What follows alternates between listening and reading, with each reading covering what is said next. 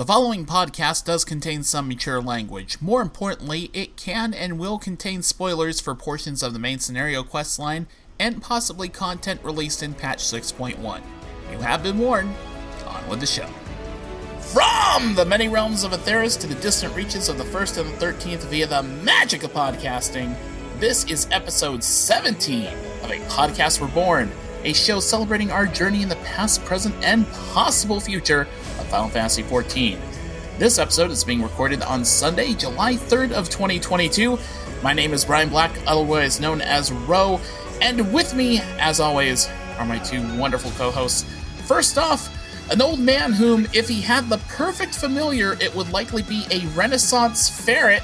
Hi, Brandon. How's it going, everybody? Did you guys know that back in the days of A Realm Reborn, I was the richest member of my free company? Yeah, it's true. And then one day I financed a doomed expedition to the Lost City. Now I am the poorest.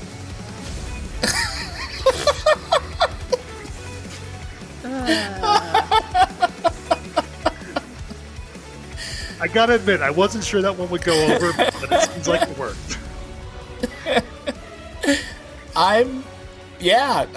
That's good. It's good. That doesn't even get a groan for me. That was like, good. Well played. Well played. All right. And meanwhile, the groans are coming from elsewhere. With him, of course, is the Chaos Gremlin who has come to realize the allure of Casino RP and that maybe cards are better than dice. Also, someone who revealed to me through her social media feed just minutes ago that there's a Cheez-It the size of a tostada. Hi, Meagan. Hi. I want that thing so bad. Yeah, apparently, I don't know. I think it's Taco Bell's doing like a tostada with a cheese in the bottom, but you could just buy the Cheez-It. And so someone was like, if you buy this and eat it on the floor, you could pretend you're a hamster. And I was like, oh my god. And I want it. Meagan's lifelong goal, be a hamster. I actually have breaking news. There was a press release that came out earlier today that said that the Cheez-It tostada has been discontinued in their test restaurants in Southern California because they've seriously run out of big Cheez-Its. Oh no! It was that popular. You missed your chance. But the thing is, if something like that is that popular, I've got to feel like they're going to bring it back. If it did that well in a test restaurant, they're sure to make it a thing. That's true. I mean, they made tacos out of Doritos. So. True. Yeah. Although I'm still mad at them that they got rid of the Cool Ranch taco. That thing was delicious. Cool Ranch is always delicious. I know. It's the peak of chip flavor. See, everyone, Meagan gets it. I too am also Team Blue Bag, so and I agree. That's my road trip snack. It's Cool Ranch Doritos. I would have thought we'd be talking Doritos. Yeah, really. I can't do that one for a road trip just because the dust gets everywhere.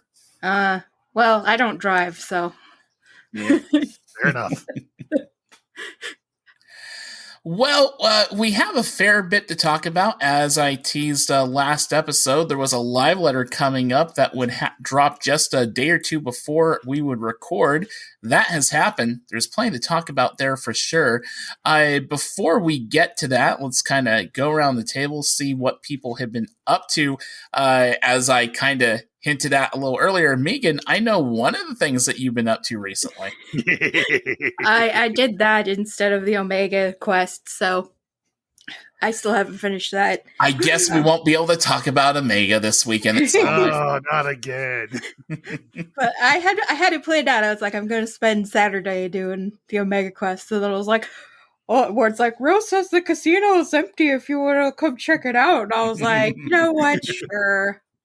And I lost all my money.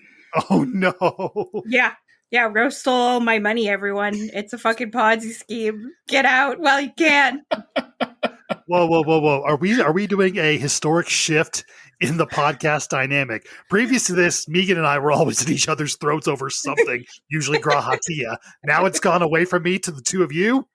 No, it was a lot of fun. I actually really enjoyed it. And Ro really goes all out, like with the music and the lighting effects and the anime transformation. It was pretty great.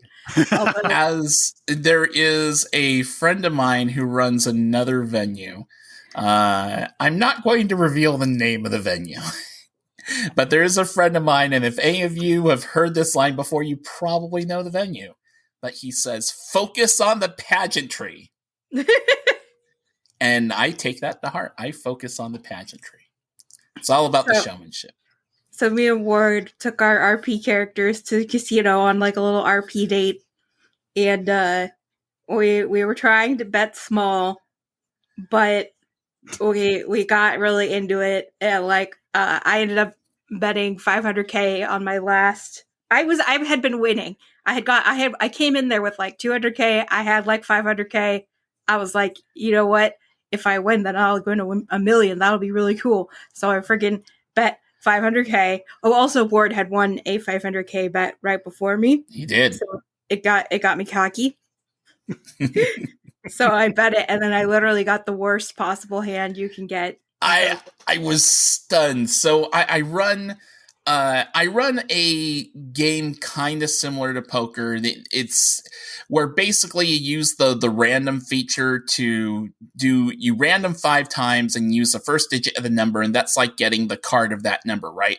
So we're not playing with 10s, jacks, queens, kings, or kings and queens. We're just basically playing 1 through 9. 1 is a low number, it doesn't count as an ace or whatever. But you use poker hands. So there's like two pair beats 1 pair, 3 of a kind beats 2 pairs, so on and so forth. And straight is pretty good. And she started rolling numbers, and it's like, it looked like she might get a straight. And then the 4th number, she got a 6. And then I see the numbers 3, 1, 2, and 6. I'm like, oh no, if she gets a 4, that is literally the worst possible hand this game has. And sure enough, the last number's a 4. And I teased Meagan. I've mentioned about my whole casino RP, like costume transformation thing. And I had teased Meagan at the beginning of things saying, oh, I'm going to show you some anime nonsense later on. And I was going to use that moment to do the whole anime nonsense right before I draw my cards. But when I saw that hand, I was like, no, I can't do that now. I can't go anime nonsense against that hand. Come on. Oh, God, I literally got up out of the chair and like did the face clutch, fall on the floor emote. Like, oh God. It was so bad. I was stunned. I myself have rolled that hand once in Riri's casino, Riri, who we had on several weeks ago. I rolled that hand once in Riri's casino, and Riri had never seen it to that point. So for me to see you roll it against me, I was like, whoa. I felt so bad. I guess it's the revenge for I used all my luck getting a house. You know what? Fair. I feel a little better now. It's like, okay, yeah. All right. I guess the scales balance that way, sure. I'm really lucky at raffles and nothing else. That's been the truth for me forever. And even loot rolls, I'm usually pretty bad at getting. So that night, not that I'd taken this much gill from Meagan and Ward, but that night the casino made about 7 million gill. Yeah, we were watching people throw down 1 million. Oh man, there is this one person. Their first name's Lojo. I'll just say that. Yeah. He showed up as a blue mage and with the pimp cane and a top hat, and he was looking very fancy. We were like, oh. And he just tosses millions each bet like it's nothing. And when we get to the final rounds, I raise the maximum bet. And Lojo goes max bet every time. It's like, if I say the max is 3 million, he will go 3 million in. Mm-hmm. Wow. And the very last, he was also the very last person at the table. So the very last bet of the night, he bet 3 million and he won. So we were all surrounding him, cheering and clapping, and it was very fun. He specifically takes that seat at the table because he knows how I start and end my rounds. So he likes to be he likes to be the final big bet roll of the night when we get to the end. So it's very deliberate, but it's always an awesome moment, win or lose. Yeah, definitely. I don't know. I had a lot of fun. I didn't know you would do so much. So like when we get into like the second to last rounds, Ro changes all the lighting and he puts on the freaking mirror music of like fighting the final tank, like the really freaking epic music. And so of course you're gonna want to bet more because it just got really exciting. Gotta build the hype, and then that's for like the when there's 4 rounds left, I do that change. Then when you get to the absolute final round, Final Fantasy 15 fans would recognize when I kick in Apocalyptus Noctis, and it gets to the final boss music of Final Fantasy 15, and then people are like, ah! Yeah, so that's really what I lost all my money sometime. It's fun. It's like, and me and Ward did like a lot of RP, and I think we made some friends. There's a really cute little Lalafell who was like congratulating us and being like, "Don't worry, you'll get it next time," and stuff like that. It was really fun. Yeah, and there were some people who were just like talking a party chat and not RPing at all. I'm like, it's fine. There's role players and there's non-role players, and so like when anyone comes in that I know is more likely going to lean heavy into RP and then not RP, because I get people of all playstyles, I'll send an out-of-character tell to them a macro that I have set up saying, hey, you're more than welcome to RP here, just realize that I'm going to be using macros, there's going to be some dice terms and stuff like that, but RP to your heart's content, that's fine too. Just realize not everyone's going to do it. Mm-hmm. Yeah, well, it made me want to check out more like random RP stuff, because I know that people will like run RP cafes and other things like that, so I want to check out more of that stuff. Cool because that was fun. Yes, it was a lot of fun. What other stuff are you up to now that we've can stop with my 10-minute commercial for my casino? So I finally I wanted to do the Beast Tribe Arcasadora. There you go. Good job. I wanted to do them with a level 80 job so I could get the XP, but I didn't want to do it on Astrologian because I refused to play them seriously. So I got Reaper up to 80 and unlocked it, and then I realized that doing the dailies without being able to fly was going to be a huge pain in the ass. So I got Ward to fly me around to get all the currents, so now I can fly out down there. It's the only place I can fly. Hilariously, because Tarika, my RP main, is a boost, she can fly in more areas than my raiding main can, because I just never bother on my raiding main. And so since I boosted Tarika all the way through up to Endwalker, she can fly in all the previous zones, whereas I don't think Kitney, my Catgirl raiding main, can fly anywhere except for maybe Stormblood. But I think Ward just like logged in and did it for me because I'm. Oh my lord! I hate that nonsense. But anyway, so it's the easiest thing in the world to do. Yeah, well, I'm a big baby about certain things, as will be revealed later. Oh yes, can't wait. Teaser for later. And so I got flying. I was doing the hippo quests. I freaking love. I love the whole thing. I love the aesthetic. I love the hippos. I love Trina and her crew. I love the music. It's great. And I also have been doing the Emiliance turn-ins, but I'm not up to the point where I can dress her yet. I'm like 1 week behind, but I don't care if it got spoiled for me. It's just like some brief dialogue. And yes, I've been leveling Reaper because I kind of want to get that to like max endgame, because I ended up raiding with the friend that you recommended, Brandon. From AIE? Yes. Nice. We ended up doing P1S, and then we couldn't finish P2S, and I felt kind of bad about that, and I'm like, maybe it's because I'm not very good DPS, and so I'm like, maybe I'll just pick up the sweatiest class there is, and I'll do that. So now I'm leveling Reaper, but I think what I'm really going to do is just finish leveling Dancer, and then I will be barred on my super rating main because that is a super sweaty class that is difficult to play. And then Dancer is a lot more fun and easy, so I'll do that for funsies. It's not that I dislike Machinist, I have a need to be useful.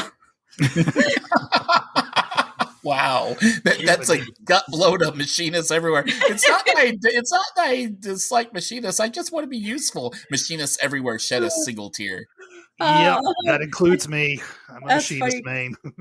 I ended up writing a macro for my Tactician, which is like your one rating cooldown, which was like, I have cast Tactician, you can now be 10% more stupid.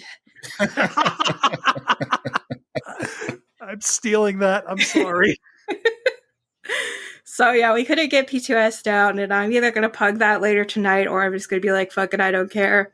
And I'm going to just focus on leveling Dancer or Reaper. But the thing is, like, I already have almost all of the Igalia gear for Machinist, which would just easily transfer over into Dancer.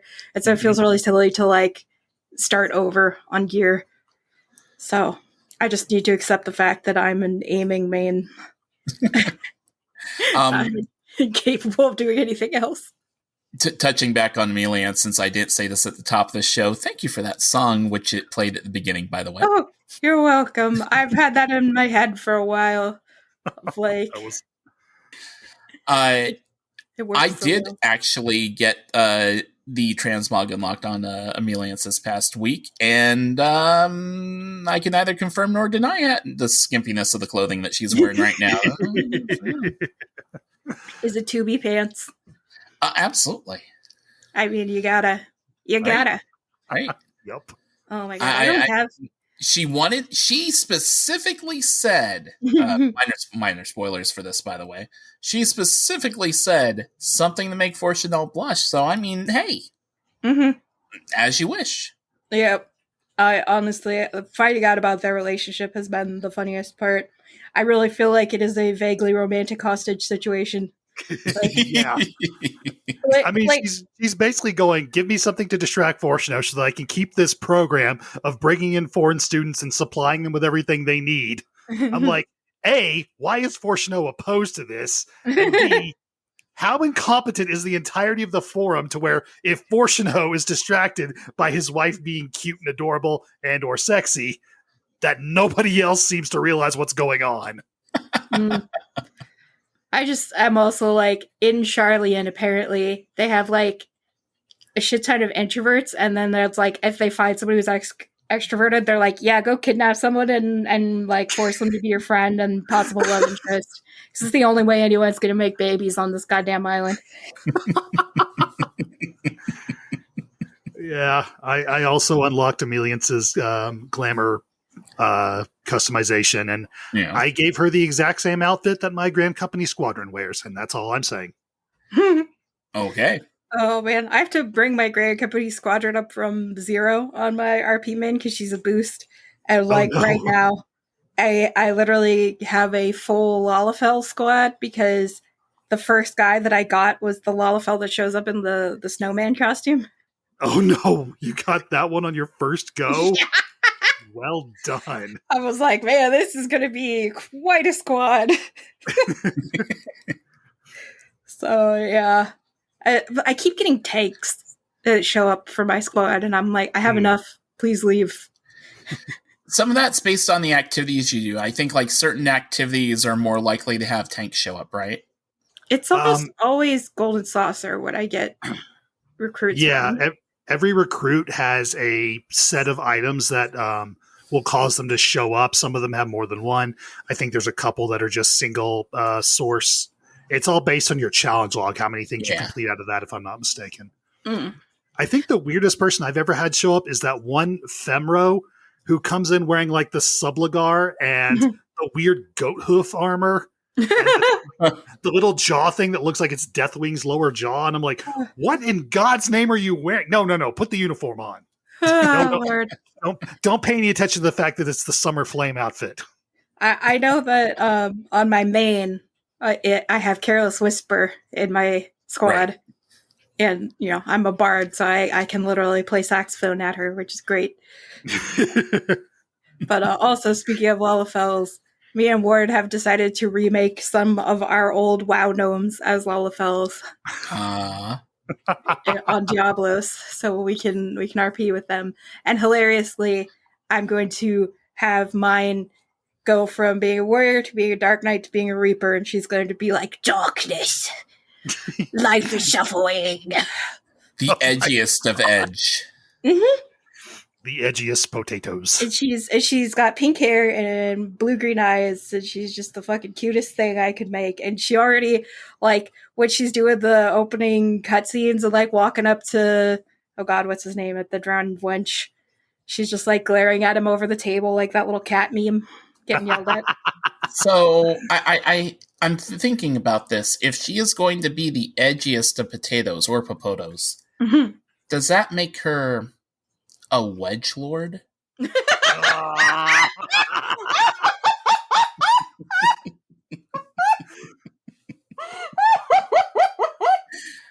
Oh my god! Thank you. I have never gotten any kind of reaction close to that with any of my terrible bad jokes. I have a new goal in life. Thank you very much. Well done, sir. Oh Lord, I was not prepared for that. Oh god. Okay. That was good. That was good. Oh Lord, I know I'm gonna have to name her Chocobo Nugget because good Lord. But I do remember one time, if I was going to make a Lalafell that was not going to RP at all, I was going to name her Tater Thought. Wow. But I got a RP, so. So I'm curious, how many RP alts does this make for you now? 4? I just imagine the login screen is like, rating main, 1 character, character on Goblin, 1 character, RP server, giant full list. My dude, I've had to delete characters to make these RP alts. I just really like making alts. There's so many appealing characters, character types, races, just even within like different clans have different cute shit going for them, man. It's really hard for me to settle. And that's why, like, when I'm in the thick of like a raiding season, I will be buying like 3 Fantasias and Fantasiaing my raiding main randomly, because it's just like, I just want to see Lalafell animations this week because they're cute. Oh boy. Well, Brandon, what have you been able to get up to as 6.15 continues on?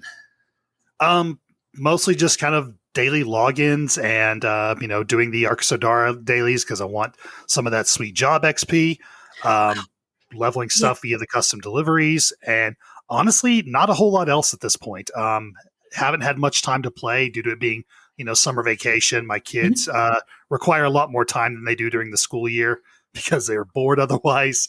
And also, I've kind of been playing a lot of Star Wars: The Old Republic. I got back into it thanks to the Kenobi TV series, but what are you gonna do? Cool. I played a little bit of that back in the day, not much. I think I remember making a Sith, but yeah, I made one of every base class just to see all the class stories, and then I have like maybe 2 characters that I progress anything further than that with. Yeah, I know. I think that's one of the games that I like have on Steam or Origin or something that like Ward has been like, you got to play this, and I've like installed it like 4 times and played a little bit and then forgot about it. I have so many games like that, man. Nah, I totally understand.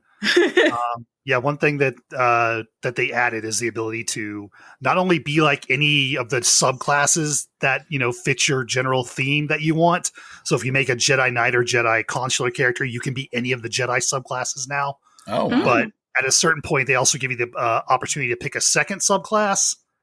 So I basically logged into every single person, picked their second subclass that I thought fit them thematically, and then set their hotbars up and like, all right, next. So aside from that, I've just been playing through the post-base game story elements that I have never touched. I think I had 2 expansions that I got instantly thanks to buying a 1-month subscription. And mostly just been doing that whenever I do have game time, just for something different and just to get back into Star Wars, because I'm always going to be a fan of that. Yeah. I've also been doing Sims 4 Werewolves. Oh, and random Final Fantasy thing. I discovered that there is a Noctis outfit in The Sims 4. I saw that tweet. The full outfit, like the glove, the shirt, and the jacket, and it's like it's under the costumes section. But I was like, what the fuck? Was there some kind of collaboration, or is there a dev over there that's just a big fan? It looks so close to his outfit that you have to think there had to have been. There is clearly a big fan of Final Fantasy everything working at Maxis right now, because they have the what is it, the rack teak great shelves. Oh, I forgot about those. Yes, like they have like some little Easter eggs to do with Final Fantasy 14, and now they have a freaking Noctis outfit. So I'm just like, what is going on? Like, these are not two Venn diagrams I thought would come together. But okay. And here we are. Yeah, I've been playing Werewolves, and now they just announced another expansion, and I'm like, oh, that looks really fucking good, and I want it, but I'm gonna have to. Is this one vampires? No, we already have vampires, and hilariously, vampires and werewolves will fight each other if they see each other. They are why does that in no way surprise me? Oh, it's great. It's like you could see a vampire, then you get an option for a supernatural smackdown, and then they like fight each other. It's really funny. I've been seeing some hilarious Let's Plays on YouTube of like people just redoing Twilight, but of course it's insane because it's The Sims. And like Jacob is peeing all over the floor, like eating the furniture. See, my thought went to Underworld, but I guess Underworld was also cool. Underworld was a very strange thing. Looking back on it, I'm like, yeah, but you know what wasn't strange? What? Kate Beckinsale. No, yes, sir. Sweet Jesus, that was during like the height of my Evanescence phase. So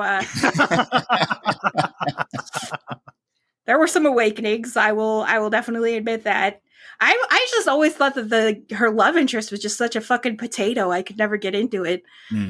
I was like, sir, she is Kate Beckinsale. Who the fuck are you? Yeah, that was a weird casting choice. I'll give you that much. Like, you got to match it, okay? This is not. I do not buy this for one hot second. But oh god, what were we talking about? I mean, you got here via The Sims. Yeah. Oh lord. Oh, I also wanted to say that the other main single player game that I've been playing is Dead Space. Ah, really? I'm playing through. I've played 1 and 2 before. I'm replaying through 1 right now, and then 2 is my favorite, but I have never played 3 before. But I got one of those like 3-packs deals to get all 3. Okay. So I'm playing through the first 2, and then I'm going to try the third. And I hope that the like multiplayer fucking microtransaction shit has been stripped out now that it's like a super old game, and I don't have to deal with any of that nonsense. But we'll see. I don't think anything could be better than 2. 2 is one of my favorite games ever. I describe it as if Michael Bay made a horror movie. That sounds pretty fun. Oh, it is. But I think it's the best if you play 1 first. I think 1 is not. 1 is definitely not bad. It's just not as good as 2. But you know, I mean, that's how it should be. That's how video games work generally.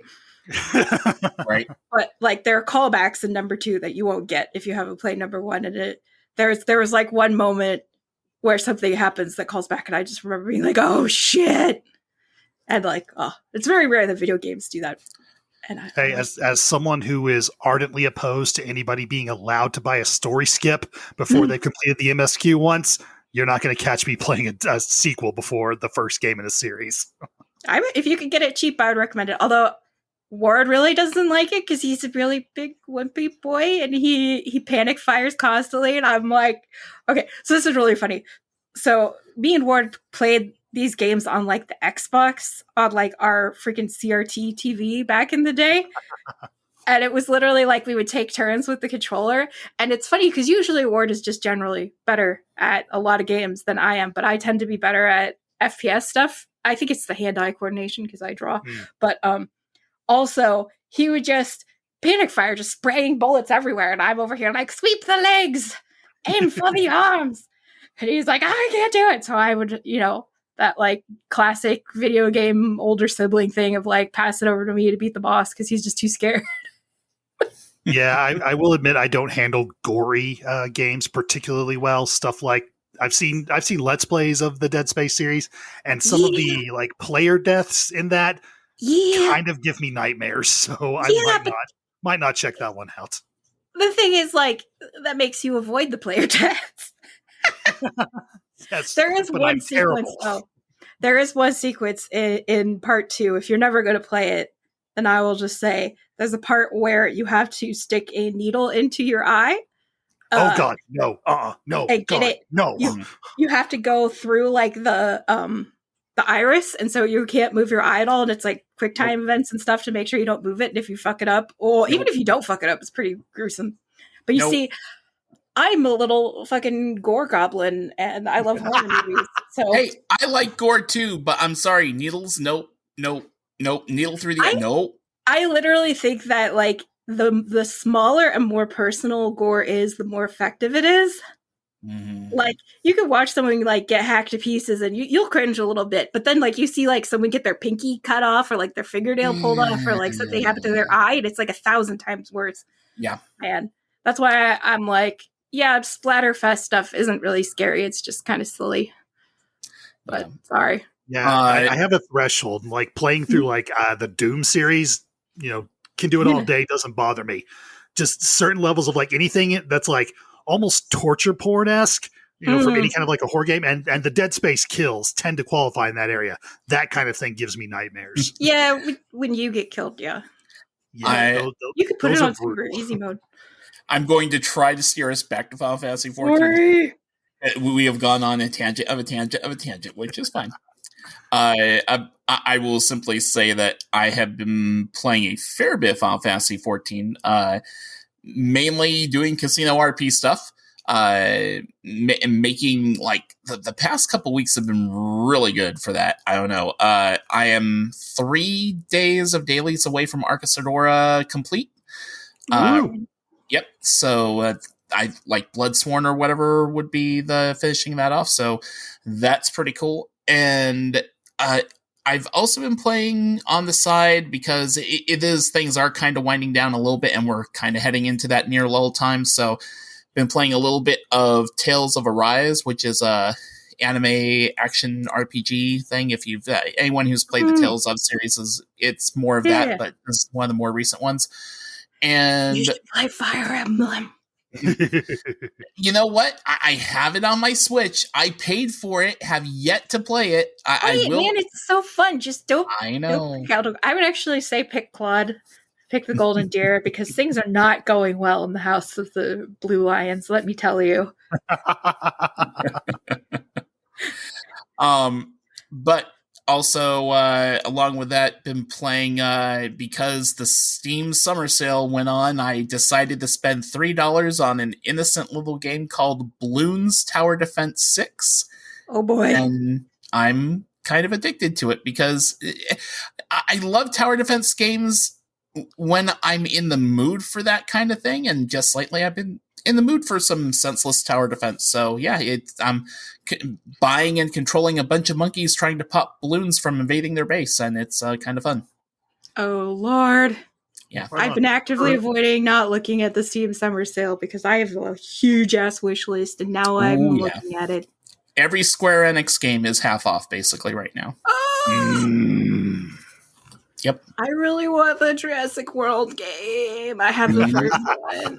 Oh my god, it's so much fun. You get to breed dinosaurs, and then when they break out and eat your guests, you get to fly helicopters to chase them down and trank them. Oh, it's great.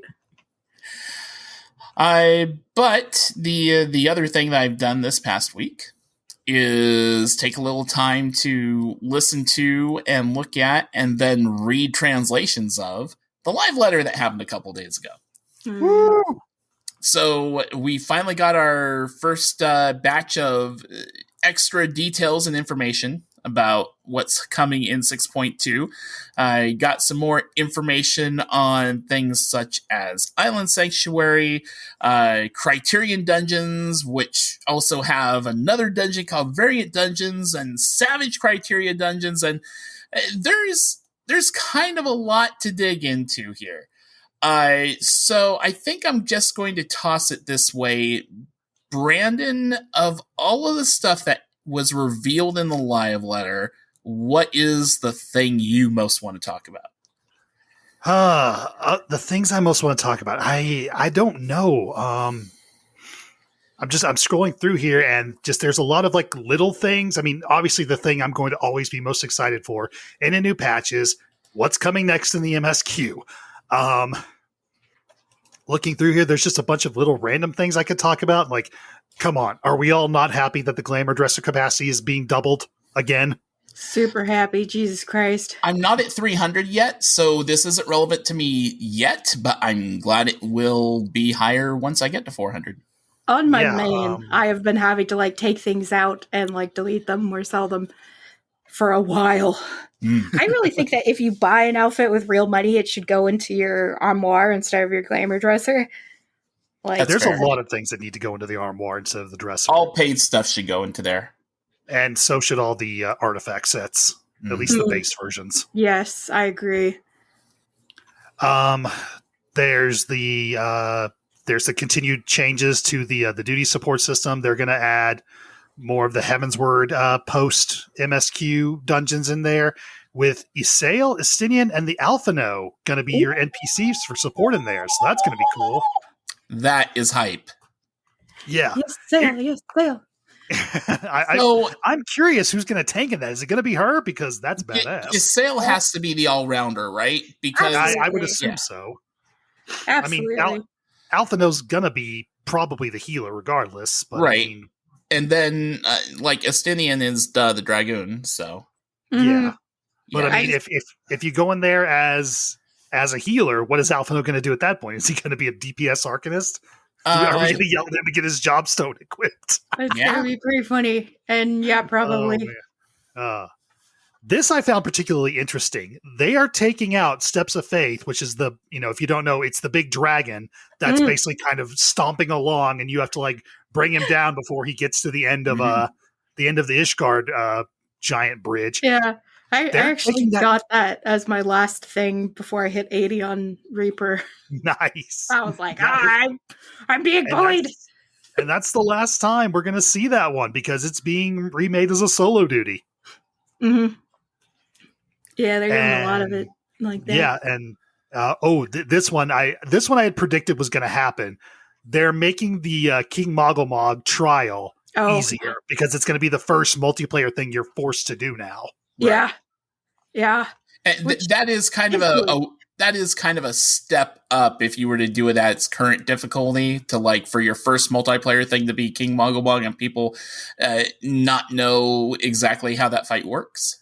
It's the only trial, the only normal trial I have recall of wiping on, just because people did not know or did not coordinate what the order to kill everything in was, and people just kind of went with whatever, and we ended up not being able to keep up with the heals. It was hilarious. Yeah, that's one of those that it's like, no, we have to do this in a certain order.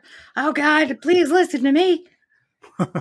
They listen to you after the second time, generally. Yeah. Meagan, I want to talk to you about this one because I know you were doing a lot of PvP for a while. Mm-hmm. Crystalline Conflict Season 2 will begin after the 6.18 maintenance mode ends, which will probably have happened by the time you're listening to this. Yeah. And so the thing they make explicitly clear in this summary I'm reading is that's not the thing with the reward track that ends with the Archfiend armor set. That's the PvP series. Yeah. So what exactly is changing in Season 2? Is everyone just getting their rank reset? Yeah, basically. Yep. Okay. It's like you have a certain amount of time to get your rank up as high as you can, and then you reset. So that's just how all PvP stuff and like even just like multiplayer games work. That's how seasons work. Usually the seasons and the rewards are related, but I guess not this time. The first season rewards is like adventure plate stuff, right? Yeah, there's there's all the trophy crystals. You get a few adventure plates at certain points, and then at level 25, you get the Archfiend armor set, which is the Bolvar 4 Dragon lookalike set. Yeah. No, I will not stop calling it that. One person who yelled at me about it. Look, man, if the shoe fits. Exactly. I was kind of hoping that would reset just so I could collect the last bit of trophy crystals I needed for the last artifact recolor set a little bit easier, but it seems I'm going to be out of luck there. I have stopped doing Crystal and Conflict entirely. I kind of burned myself out on it. So now my only PvP leveling comes from doing the frontline roulette once a day. You should try a different class. I've tried multiples, and I either suck with them or can't figure out how to get good enough at it because either my teammates don't want to coordinate or I'm just terrible. You gotta suck for like 5 matches, and then you'll get good at it. I've tried multiple jobs for at least 10, and I can't do anything worth a damn with it. I am terrible. I told you. Speaking of Reaper, I started doing Reaper PvP, and I really enjoy it because you can you could do like a damage down buff, and then like pew, portal in, beat people up, and then boop, pop right back out and hide around the corner and heal yourself. It's a lot of fun, and your limit break is super fucking cool. You get to like scare everybody and then like target one person, run at them, nail them to the floor, and be like, "You, you die now." Which I do have. Oh, sorry. Oh, the more I do other melee jobs, I realize like, yeah, Monk is pretty good, but I like the other ones better.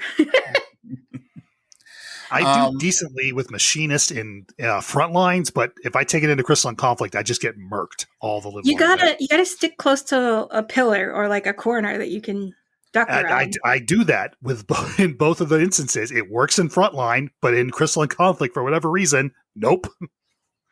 I don't know, man. Like I've shown you how I do it. I'm just terrible. I tend to do really well as Machinist, which is funny because that's Tarika's main class. But I like Dancer. I like Machinist. I really like doing Astrologian actually in PvP. That's like the only thing I use it for because it's fun. You get to like buff everybody, and you get to like actually do some damage, and you get to like your limit break is really useful. It like increases healing on everybody and decreases damage on any like dudes who are hitting you.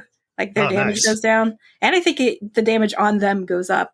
So it's like, if shit's bad, it's very useful. Very nice. Yeah, there's a lot of little things in this patch I'm looking forward to. We're getting a Gathering Beast Tribe quest, the Omicrons. I called that. I thought they were going to be the battle one, but hey, we're getting the Omicrons as a tribe quest. Sounds great to me. I need to level up my gathering. They're still at level 50. Got to get that bar up and running, guys. Yep, it's true. Yep. We're losing all adventure plates and portraits in 6.2. Yeah, that's true. Because they can't bring them over once they finish the system. So that's going to be cause for a lot of people getting really upset about it. And you'll be able to fix it in 15 minutes. Yeah, probably. There was one more thing I wanted to bring up just because it's random. And here it is. Continuation of Tataru's Grand Endeavor side quests will require the completion of the Shadows of Mahak Heavensward Alliance raids to begin. Yeah, I've been doing that. The Void Arc is going to become the new Crystal Tower, folks. It's not bad. Like, literally. Void Arc is fine. It's the last two that suck so bad. The Weeping City? Ugh, Wiping City is more like. Yeah. It's not great. I've been doing it. I'm currently in the middle of unlocking it on Tarika because that's what I'm doing. I'm doing everything on my RP main now. That's not raid related. You really should just move the kitten over. I should, but and I don't know. I feel like my Savage raiding team has kind of moved on without us. I think they never forgave me for going Dancer. Oh, wow, they ditched you just because you insisted on dropping Bard.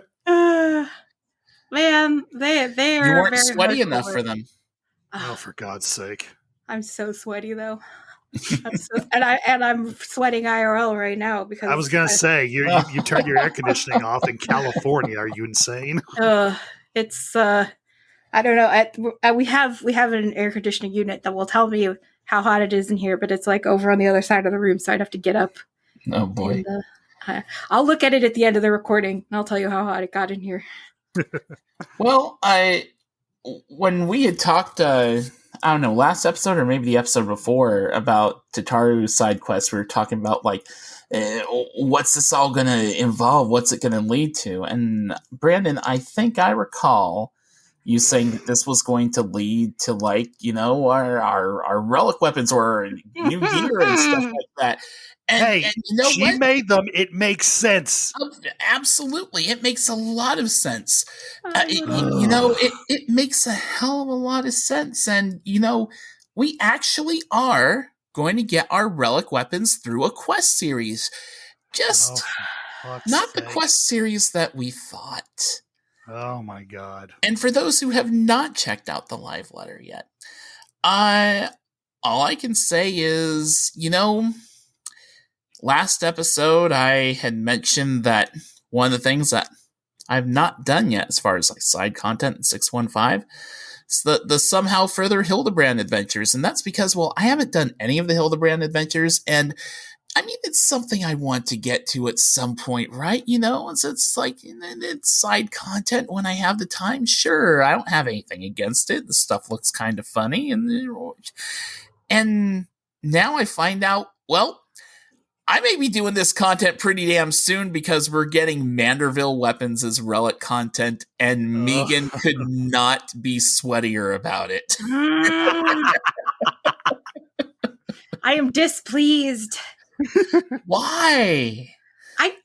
Because it is like the pinnacle of side content. It is the pinnacle of like, it's really dumb, but you don't have to do it. Like, no, the how am I pinnacle of supposed to side recommend this to my sweaty friends? No, the pinnacle of side content is what you did last night in my casino. That's player-generated content. That doesn't count. I am just like, God damn it. Are you going to be able to overcome the anime nonsense? Obviously. I ground worse bullshit in World of Warcraft for less reward. Of course I will. And it'll come with some sweet emotes and some fun items, and it could be worse, for sure. But it doesn't mean it's good. Here's what I don't get about this. You are the biggest anime fan of the three of us. Yeah. By far, I'm fairly certain. Ask me how many anime Manderville is where you draw the line. I don't like anime comedy. Fair enough. If it was a horror series where like people's heads explode and like demon tentacles and shit, then I'd be all over it. I can take comedy elements. Yeah, man. Or like Demon Slayer's like the big one right now. They got some demon stuff. If there were swords and explosions and possibly some boobs, I would be all on board. No boobs in shonen though, because they're for babies. How high does High School of the Dead rate on your list? Oh, not very high, actually. Okay, so I watched a lot of it, but then I got to the point where the, like, otaku character was, like, blushing and flirting with the grade school girl, and I was like, nope, I'm out. That's the line for me. No more.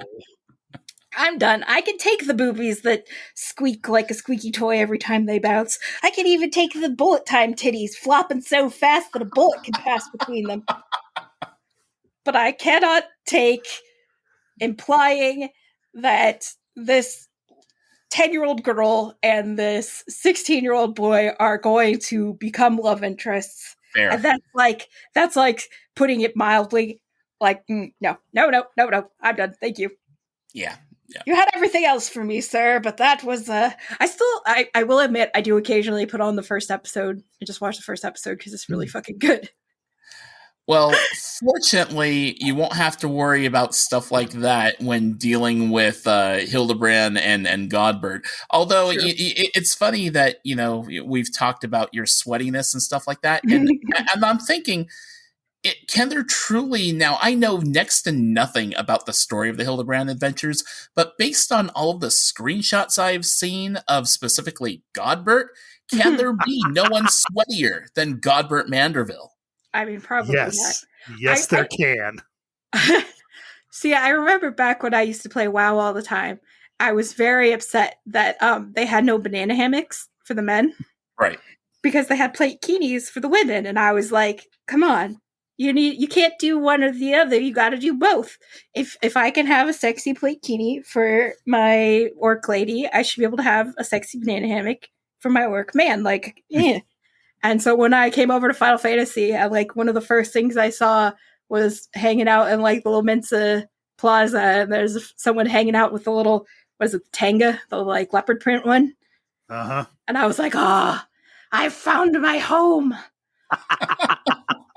Which, hilariously, my first character was a little Lalafell. So I'm just running up, like, slash petting, just like gently slapping. Catman butt cheek. Oh my God. I feel really uncomfortable about that vision. Yeah, I really do. You're doing a fantastic job advertising this game. This was before Ward even tried playing it. I was the first one to try it. But yeah, I have that character still somewhere. I don't even remember what server that was on. Because then the next character I made was with Ward, and that was our cat people who we now raid with. But yeah, my very first one. Little Elfell. Yeah. I mean, it does make sense, though. If Godbert is supposed to be like this master goldsmith person, and then I'm forgetting his name, the smith guy from Bajja is supposed to be this expert blacksmith, and I guess they're involved. Yeah, the one who's drunk all the time? Yes. He's involved in this to some degree, too. I don't know all the details, but if you're having an expert blacksmith and an expert goldsmith involved together and stuff, and there's producing these really fancy weapons, then they've got to look good, right? Mm. Well, they are constantly working out in very warm conditions. That is true, with their chests exposed pretty much all the time. But yeah, I mean, I will say this.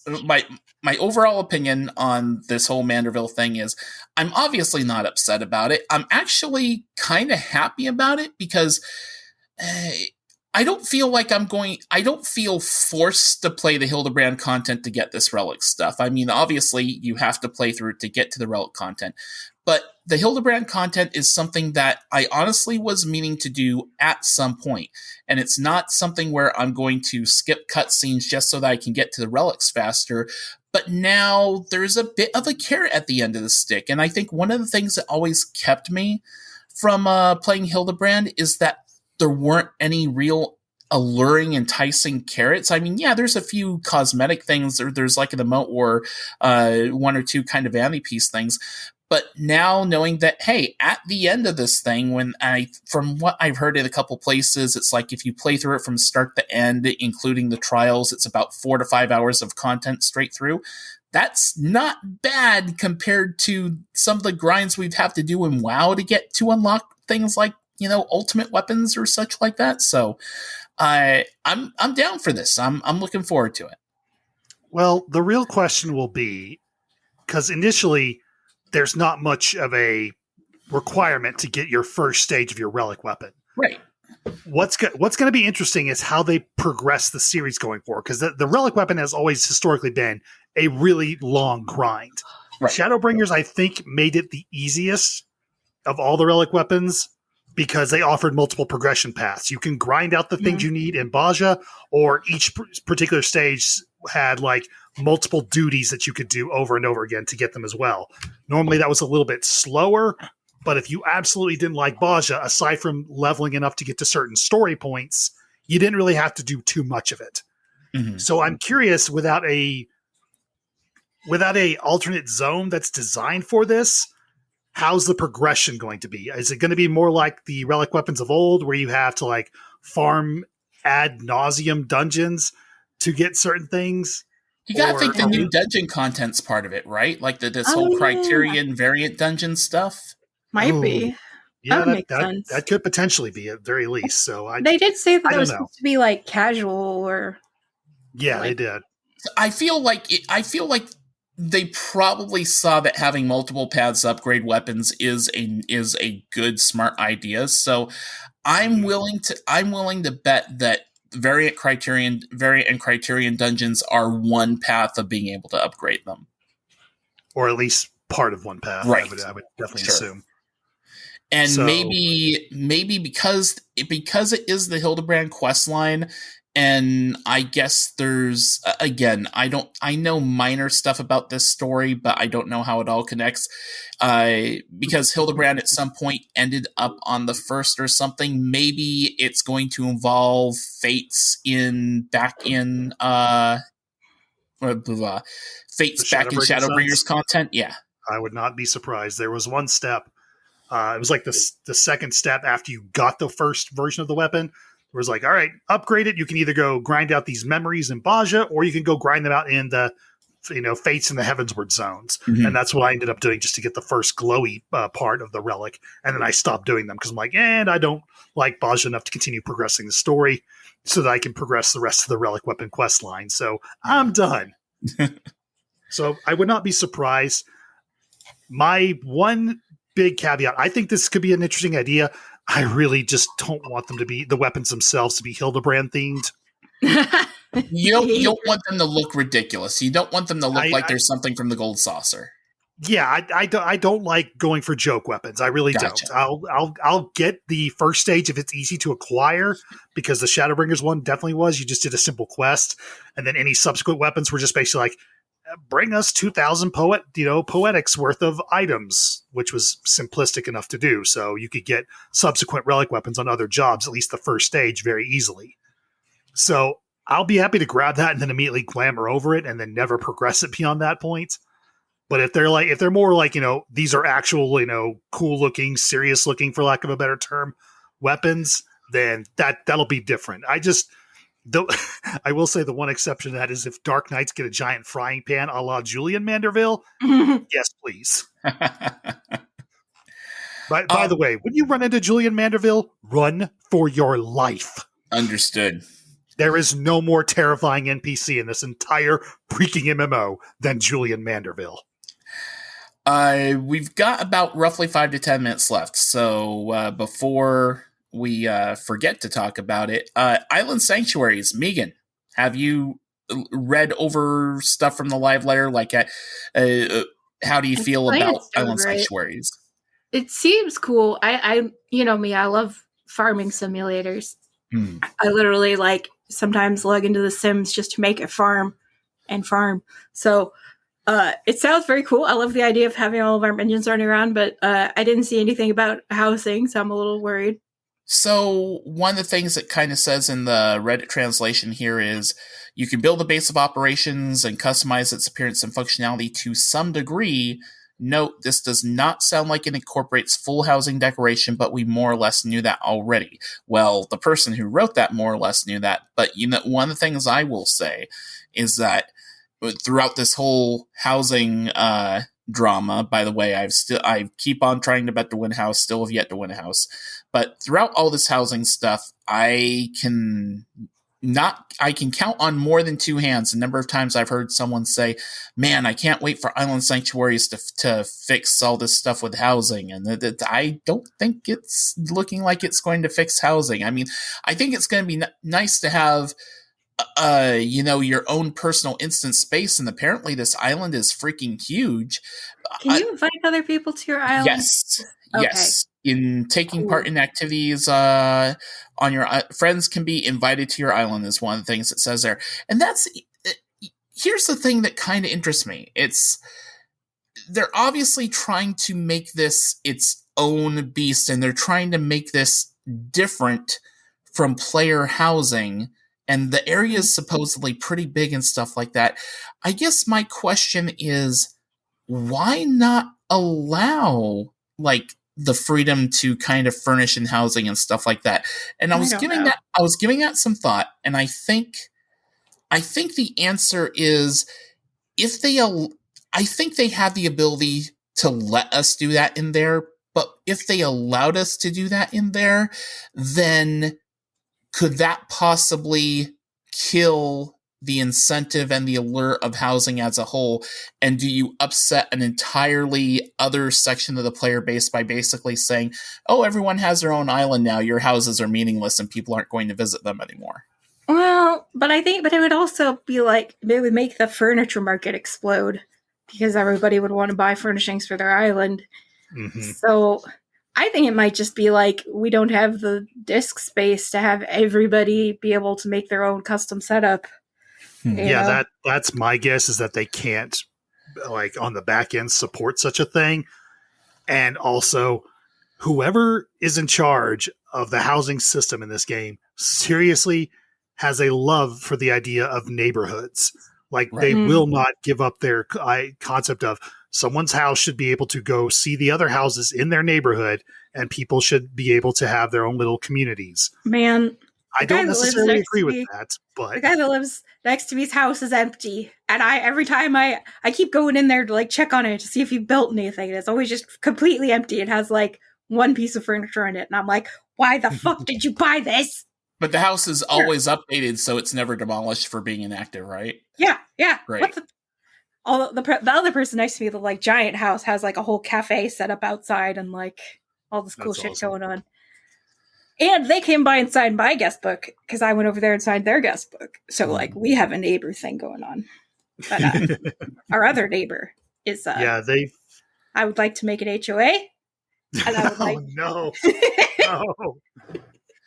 Oh my gosh. I need to just random thought appeared in my head, and the player is not going to be listening to this at least immediately because she's still going through Endwalker stuff. But I needed to have my character introduce Tarika to the housekeeping character that Alex knows, Zim, because and you can see her laundry and housekeeping place. Because man, I'll tell you what, I just recently went into her house that she won recently, and she's got this whole laundry business and housekeeping business.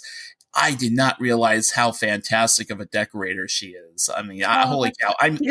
I'm so glad that she actually won a house because she really did some good stuff with it. I mean, my little casino room apartment is okay, but man, it's nothing compared to what I've seen from that house and what other people are doing with their houses. So, speaking of houses, Warren has I think he's either finished with the beast tribe, Arcasadora? The elephant guys. Uh-huh. So he was able to buy little dolls of the three sisters since Tarika is Thavnarian, so I was able to set up a little shrine for them in the bedroom. It's really fun, like putting touches in their living quarters of like he's from Charlie and she's from Thavner, and like so we also have like paintings from Thavner from Charlie and like up around the house and things like that. It's like I have the flower shop upstairs, and then downstairs is like the living quarters, and it's oh my gosh! Now I recall that you mentioned that Tarika cooks, but she is a very terrible cook. I have to ask: has Tarika tried to make Archon loaf for? Actually, when she first, because she met Weta because he was in Charlie, and when she was a refugee coming from Thavner during the final days, and he was like putting her up, like she was told to like stay with him while she was there, and he like fed her Archon loaf, and she was like, "What the fuck is this?" She's like, "I could cook something better than this," and then made something. And that's saying something. Did she fail miserably at that? Well, yeah. I think that they mostly just ate like raw vegetables and fruit. and spent a lot of time at the last resort or the last stand. Last stand, yeah. Burger. Border. Well, also she's Thavnarian, and they have like specific spices and different like methods of cooking and stuff. So I'm sure that like studying all of this weird Western stuff is also screwing with her abilities. Mm-hmm. She's like, I can make a basic curry with curry powder and rice. You don't have either of that. Oh no. So Meagan, I do see this particular item from the life letter. minions can be placed at your base and will wander around freely. So how many wind-up husbandos are you going to have wandering around your She already has a tweet about this, man. Oh, man. Oh, does she? Did I miss this? Okay. Oh, yeah. Waifu husbando ranch. It's going to be great. Nice. I'm going to be sitting on the porch chewing a piece of straw being like, yep. There goes my Eric. The wind-up crop is good this year. Now, here's what I'm wondering. Do you get to feed your minions on your island sanctuary? And if so, what do you feed wind-up husbandos and waifus? I don't fucking know. I don't. Maybe you can oil them. Oh my god. Whoa, man. Time to lubricate the husbandos. And on that note, I think we call the episode done. All right. Please tell me you're not titling the show that. I don't want to explain this to people. I mean, I'll give it some thought. They're gears, man. They're gears. There's still obviously a lot that we don't know about 6.2, and they're supposed to have a part 2 of this live letter, which will probably be out in roughly a month or so, I would imagine. So we've got a couple episodes away till we find out a bit more as far as that goes. But whatever we didn't get to from the live letter, I'm sure we'll talk in a future episode or two. We covered most of it, though. Meagan, Brandon, thank you very much, as always, for being around and talking about, lubricating husbandos and what you do. Brandon, we'll start with you first. Where can people find you on the internet until next we talk? Oh my god! I just want to say, if you're excited about lubricating husbandos, enjoy the Hildebrand quest. And that's all I'm going to say there. You can find me on Twitter at the BMAT. There's a link in my profile that's got links to everything else I've got going on. My writing blog, links to the other podcasts I do, Plus 5 to Hit, where Ro is taking a break from murdering me for the summer so that we can all go back to school. Yeah. And yeah, just head over there, see what's going on. Send me a message about how weird I am about gore. I don't really care. Go for it. And Meagan, where can people find the aspiring wedgelord that you are? Okay, my Twitter at CatMomMeagan. Meagan is spelled Meagan. It's all one word. There you can find links to my Tumblr and my Webtoon, and you can see all the silly doodles that I post and pictures in game, and of course, lots of pictures of butterscotch. Always the butterscotch. Yes. That's we didn't even talk. I just realized we didn't talk about Mega Shiba. Oh, we didn't. I want it so bad. I need to do like a commission drive or something so I can afford it. Of Butterscotch and Mega Shiba? Actually, Butterscotch Battalion got its own house. Ooh, nice. So if anybody on Gilgamesh wants to be in a completely empty guild because I am spending all my time on Diablos. I was going to say. Unfortunately. Housing is the main reason why we don't move our main characters, because they both have houses and now we have another house. But yeah, I was going to decorate. I still need to decorate it. We've gotten every piece of fat cat furniture you can get. I don't know what we're going to do with the outside. Maybe it will be gingerbread. Maybe it won't. We'll see. We have planned to be extremely annoying neighbors. Sorry, not really. But we won't. We're just going to put up something really ugly and then never be there. That's our plan. I think you got your Twitter out. Anywhere else people should find you? No, my Twitter has links to everything. Okay. All right. As for myself, you can find me on Twitter at ROWCR. That's RHOWCR. I think that will be changing in a couple weeks, and I'll update you next episode whenever that happens. Of course, the theme for our show is Alex Moukala's Imagined Boss theme for Endwalker. Do check out his YouTube channel for that and more other great music. A link to that can be found in the show notes for this podcast. Any Final Fantasy 14 music, derivative music you hear on this podcast belongs to Square Enix, and no copyright infringement is intended. That's going to do it for episode 17. Episode 18's in a couple of weeks. For Meagan, for Brandon, and of course, as always, for Her Royal Highness Butterscotch, this is Brian Black reminding you to may your loot rolls be high, your glamour fantastic, And your duties always complete, Brandon. It's only 80 degrees.